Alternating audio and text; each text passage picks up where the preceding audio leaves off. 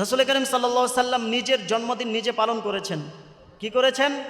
নিজের জন্মদিন নিজে পালন করেছেন। নিজের মিলাদ কি করেছেন? নিজে পালন করেছেন। সেটা কিভাবে? সহিহ মুসলিমের 1162 নং হাদিস, আন্না রাসূলুল্লাহ সাল্লাল্লাহু আলাইহি ওয়াসাল্লাম সুইলা আন সাওমিল ইথনাইন। রাসূল করিম সাল্লাল্লাহু আলাইহি ওয়াসাল্লামকে সোমবার দিন রোজা রাখা সম্পর্কে জিজ্ঞাসা করা হলো, ইয়া রাসূলুল্লাহ, আপনি কেন প্রত্যেক সোমবারে রোজা রাখেন? কেন রোজা রাখেন প্রত্যেক সোমবারে?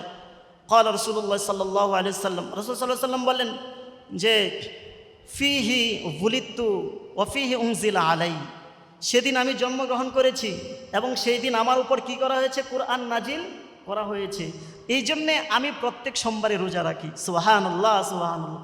তাহলে আমরা পেলাম রাসূল সাল্লাল্লাহু আলাইহি ওয়াসাল্লাম নিজে মিলাদ করেছেন, সেটা কিসের মাধ্যমে? রোজার মাধ্যমে। সেটা কিসের মাধ্যমে? রোজার মাধ্যমে। জশ্নে জুলুস করে, বেদাত করে মিলাদুন নবী পালন করেন নাই। তাহলে আমরা খুশি হব কি করে? রাসূল সাল্লাল্লাহু আলাইহি সাল্লামের জন্ম উপলক্ষে আমরা খুশি হব কি করে?